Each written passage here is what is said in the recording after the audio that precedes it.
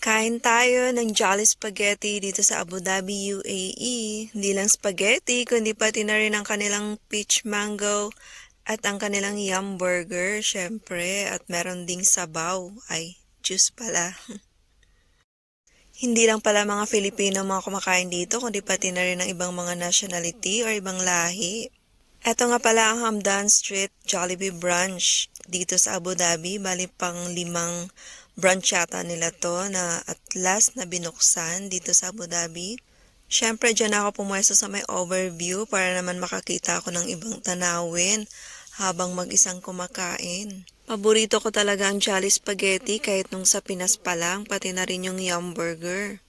Tinuturing ko nga na treat sa sarili ang pagkain ko dito kasi medyo mabigat siya sa bulsa.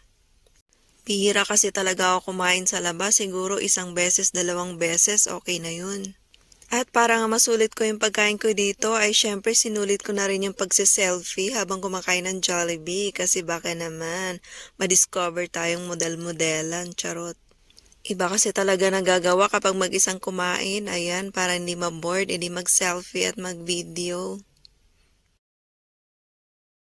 Craving satisfied talaga ako niyan, as in sobrang busog ko, naubos ko lahat ng in-order ko at sana next time maka-order naman ako with chicken naman. Masarap na yung kanilang chicken, pero okay lang yan, may next time pa naman. For now, yan lang muna.